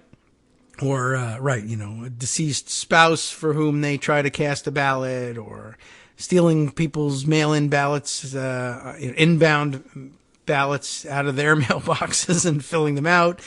They just love to perpetrate crimes to prove that they can be perpetrated. And here I guess they'll try and do that. So I don't know what happened in the other county that was acting in solidarity with Cochise County. Either they gave in and certified their vote, which means they're not in solidarity with Cochise County. Do you remember which county it was? No, offhand, but I'll see if I can find it. It was one of the other small rural counties. That is undoubtedly primarily Republican as well. And their original statement was, we'll do it on November 28th at the last possible moment, but in solidarity with Cochise, over what, I don't know, we'll do this late. So, and even then it didn't make any sense. I mean, if you're saying you're going to certify eventually, then what kind of solidarity is that? Because Cochise says they're not gonna. So that's, I can't really judge the quality of their, or I shouldn't bother judging the quality of their solidarity. I've done it just fine. I think I got it right. They're not in solidarity with Cochise County. This is absolutely ridiculous, but I have to say I'm really relieved. The Cochise County is sort of the only place where we had this happen. Yeah. I mean, I hope so. There could be there could have been many more. But there could have been many more. Many of them in Arizona. But, there could have been violence. There could have been bloodshed. Mm-hmm. And, we went into this in a really, really fraught situation. Yeah. People, at least giving lip service to just saying, I'll defy this all the way, and, making dark Second Amendment hints, and who knows what else could have happened with this.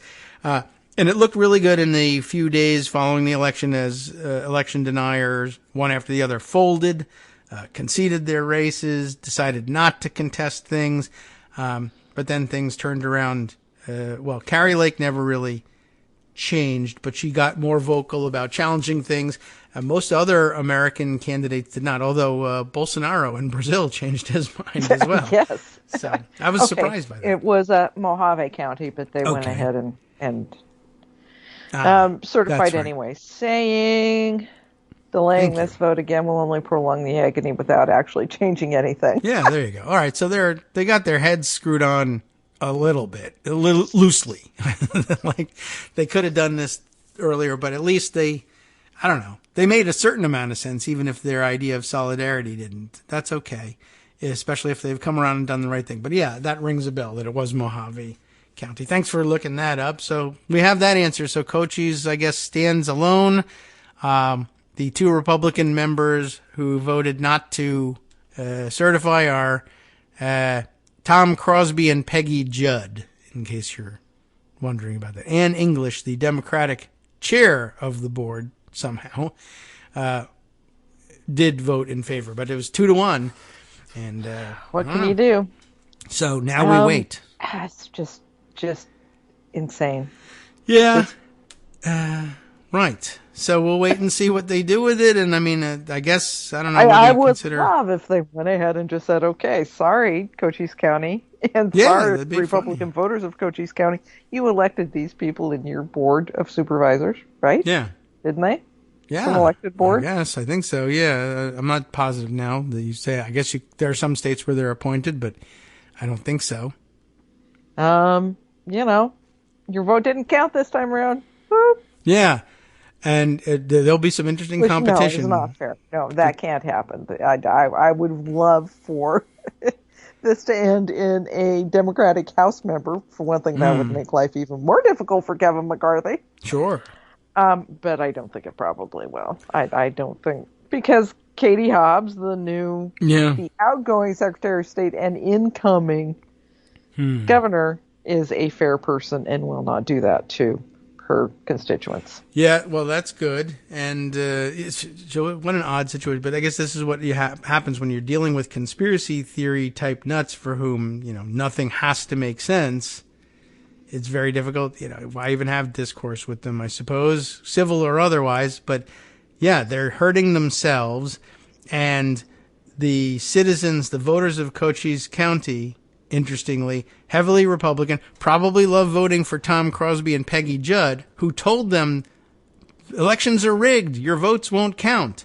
And then when they did count, they said, well, we'll make them not count so that we're right about the conspiracy, except about who's perpetrating the conspiracy. That was actually us.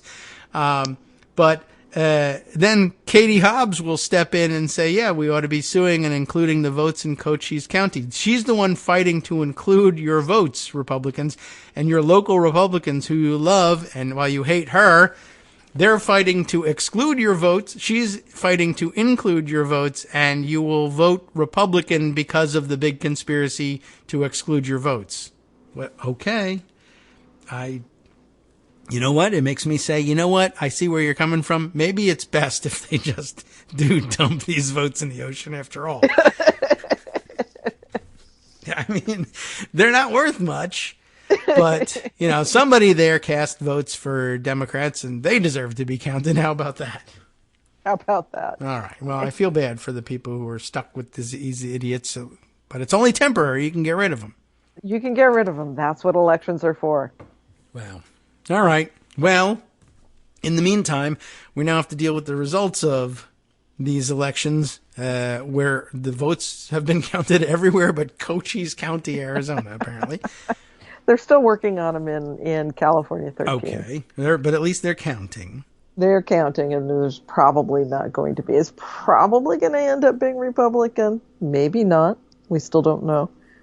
It's very, very close.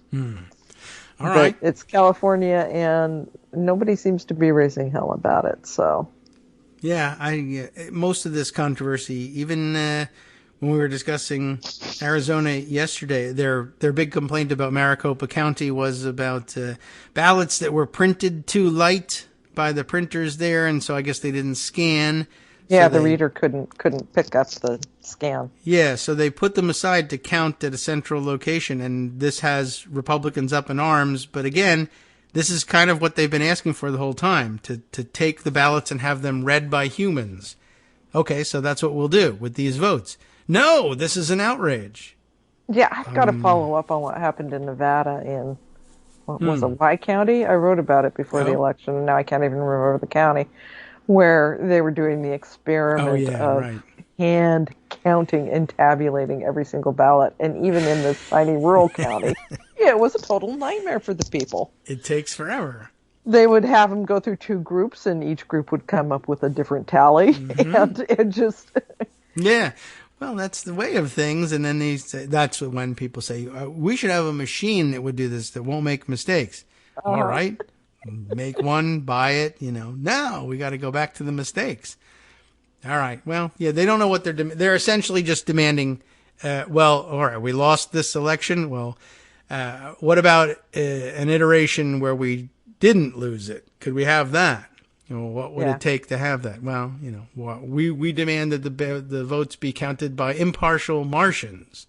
All right. Sure. I guess.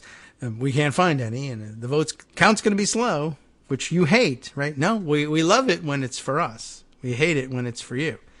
Okay, so no surprise there. Let's see. Not really, no. Other than that, like what? Aside from the world going crazy, anything else happening that's of interest to you? We of course have the runoffs. It's fun to watch what's happening in the House. It's kind of scary. Yeah. Well, there's an awful lot writing on what happens in the House. Right. But watching Kevin McCarthy try to navigate all of this. I mean, clearly McCarthy has said He's cried uncle and let the Freedom Caucus reign. Yeah, there's nothing else. Got Marjorie Taylor Greene as his close advisor. He's totally embraced her. He will probably put her on the oversight committee. But in doing so, he didn't make a bunch of other Freedom Caucus people happy. Andy Biggs, who every time I bring up Andy Biggs, I have to say he's Sinema's BFF in the Arizona delegation. It's a weird thing. Andy Biggs challenged McCarthy in their secret ballot vote last week for speakership. He lost week before last. I'm sorry. They were gone last week for Thanksgiving. McCarthy came up 31 votes short. Yeah. There are 5 that look pretty certain they'll vote against him. Okay. So he's probably got 5, maybe 6 votes as a margin here. So, what happens if he ends up with a majority of 223 and there are 6 who say no, and that only gives him 217 votes for speaker? Yes. Well, they bang their heads against the wall a couple more times. This could be the first contested floor process for speaker in 100 years. Yeah. Exactly 100 years. It was 1923 the last time this happened. Which is kind of fun. Yeah, right. And I think the decade after that went really well, as I recall. Depression, global war, whatever. But, Thanks. These things happen. It will be very interesting to see how long they hold out. And our dive into the process tells us, well, if he gets 217 votes, that's not a majority. The rules say you need to have a majority. They just do it again. They vote again to see if they counted wrong. Until somebody comes up with 218. Yeah. How did they do that? Now, there is a substantial group, at least when you're talking about margins this tight, you can call it substantial, of moderate Republicans who, if they do manage to grow a spine, could really make something happen here. They could work with Democrats and find an alternative candidate and say, okay, here's our speaker. They certainly can. And with Democrats, get to 218.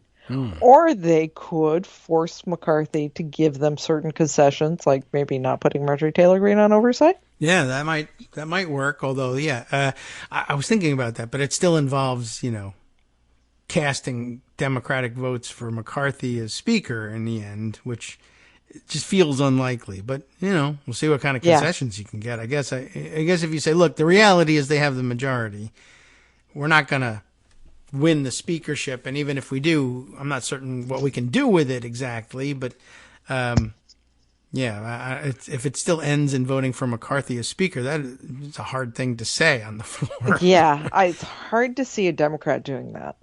It really is. Yeah, I don't know how they settle this, but I guess they vote over and over and over. They can do it, 60, 100 times if they have to, and they have in the past actually voted. In a way distant past, when there was no. Can you imagine doing this on C-SPAN? 100 roll call votes, like viva voce votes, as they say, in a row, just months on end of McCarthy, Jeffries, and then maybe the odd, who knows who, Mickey Mouse, just for fun, but over and over. Gingrich. Yeah, right. Oh, believe me, I have so many suggestions out there. The wonkiest of which Bill Kristol saying, how about, I'm blanking, on her name already. And she was my representative for years. Barbara Comstock. Yes. I think I put her out of my head. How about Liz Cheney? Oh, yeah. I'm sure that's a name that'll definitely come up. I would guess. That would be no surprise at all to hear somebody call her name out. But yeah, they could do this over and over again. Apparently, they can pass a resolution at some point saying, well, we will accept a plurality, at least temporarily, just to get past this voting. To get out of this endless loop, we'll accept a plurality for a temporary speaker and then maybe reaffirm it later on, perhaps by majority. So there is a path to just saying, forget it. We're not going to do this. And I can't imagine in the modern context doing this more than 5 times. Yeah. Before they go, forget it. Yeah. It's, I think, a thing of the past, the ideas of like brokered conventions people talk about all the time. But when stuff is on TV and the world can see that they're going nowhere, I think they give up very quickly. Which we're going to see a lot of in the next 2 years when you turn on C-SPAN. I mean, there's going to be a ton of procedural votes of stuff just not happening. Well, we won't have, I presume we won't have murdery Trader Green coming down every day to say voting to adjourn. So I assume. Who knows? But maybe if she it doesn't get what work she out wants. the way she wants it to. Yeah, that could happen. Could be that Democrats decide to do it, depending on how crazy Republicans are being. Could be that people who, could be moderates who get upset with the coalition. Could be Freedom Caucus people who are angry. I didn't get all the concessions that she got. They might start doing it.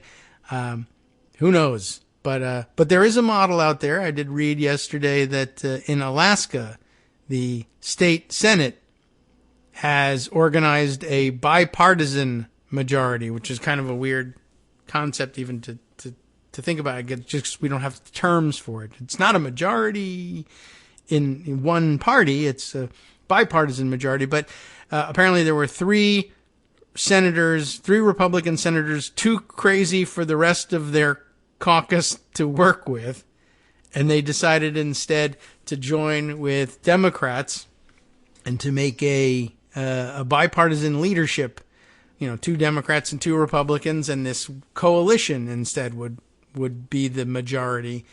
And I guess the one of the 3 was the former Senate Majority Leader, which is, I think, extremely unusual. That's fascinating. So looking to Alaska for a possible way out of any deadlocks. If they just can't figure out what to do as speaker, they could put up somebody else, or they could agree to have McCarthy, but with the understanding that it wasn't your Freedom Caucus driven coalition that put you there. That might be an interesting thing to think about as well. I mean, it does, like we said, it would require Democratic votes for McCarthy, perhaps, which is hard to fathom, unless any people from the New York State Assembly snuck through and got into Congress.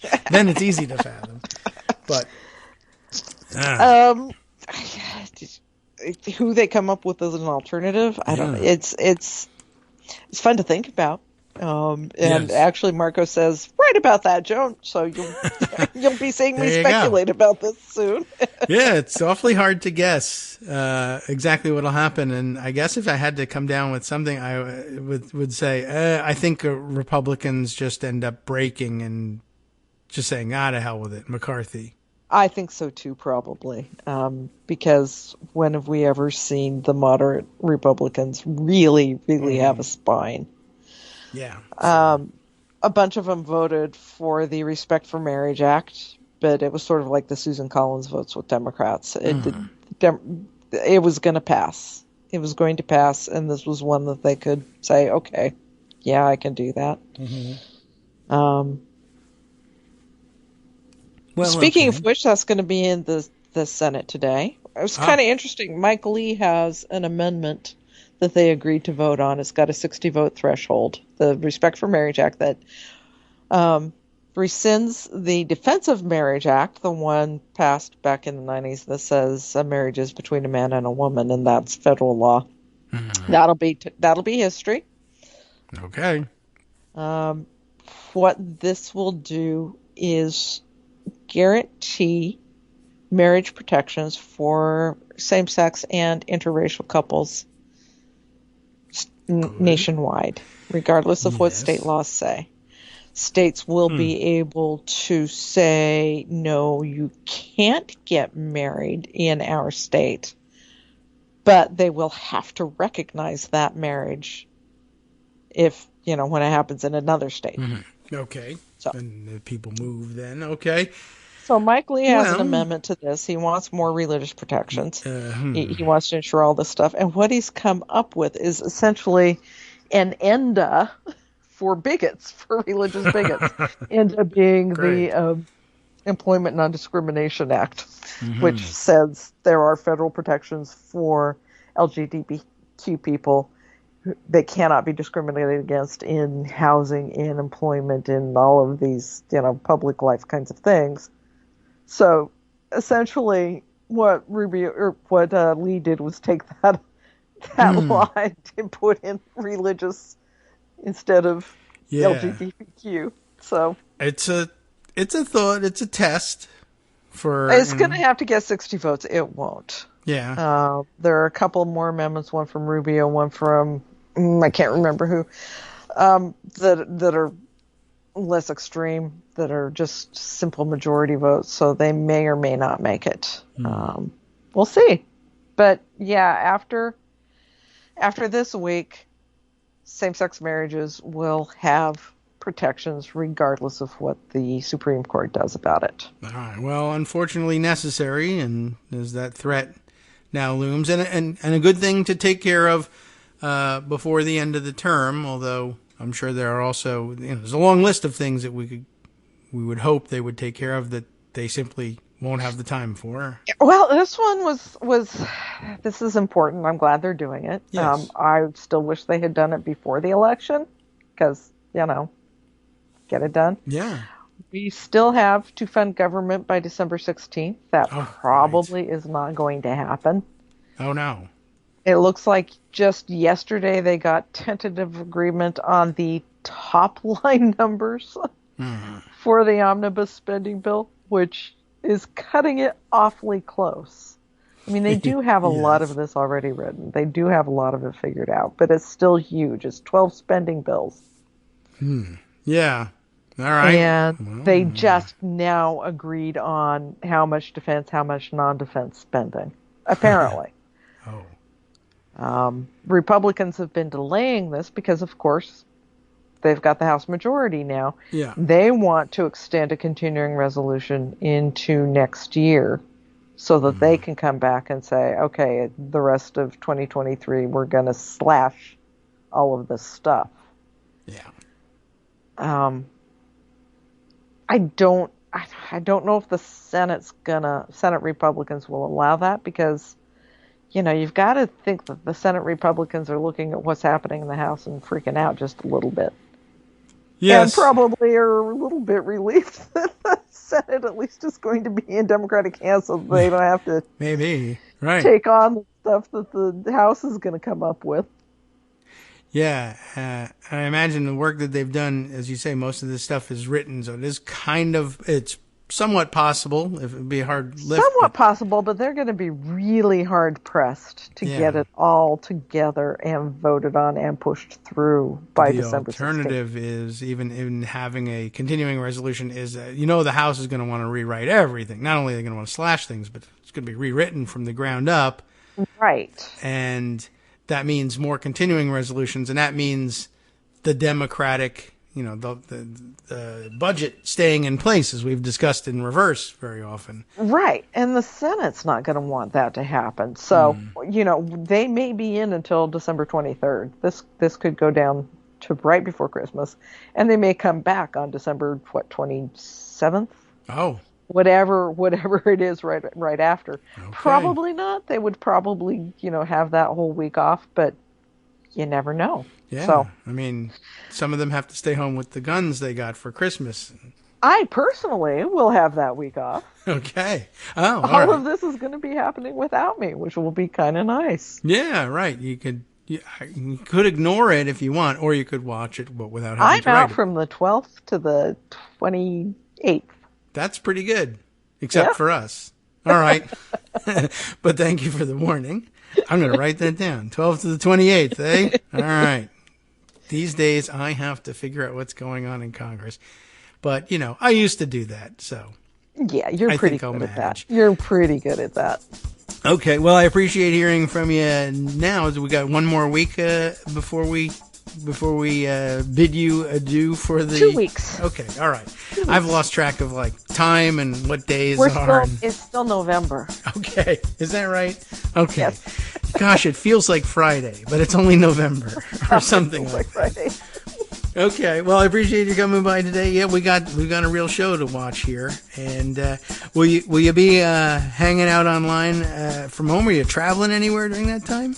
Nope, staying at home. Okay. Hopefully without C-SPAN turned on.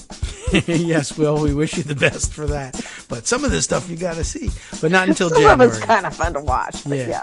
All right. Well, enjoy it. We'll talk to you again. At least we'll get a shot at it twice more before you go. Yes. So thanks for coming by. Hope your Thanksgiving was a good one. Got any pie left? Nope, had the last piece for breakfast yesterday. All right, good for you. Okay, well, we'll have to get rid of our own here, but thanks for coming by, and we'll check in twice more, and hope you get some baked goods, to keep you going between then and now. I'll work on that. Thanks. All right, very good. See you next week then. Bye-bye. All right, it's time for us to hand things over to Justice Putnam for the West Coast Cookbook and Speakeasy coming up next right here on Netroots Radio. Hang on for a little taste of what's to come. You have been listening to Kagro in the Morning with David Waldman. Well, let's see. That's an interesting approach. Trump's toxic wing has caused chaos in the House. Let's see what he's got to say on the subject. And on the rest of the menu, Brett Favre asked to be removed from a lawsuit by the state of Mississippi that seeks to recover those millions of dollars in misspent welfare money. We'll see whether he succeeds in that in the days to come.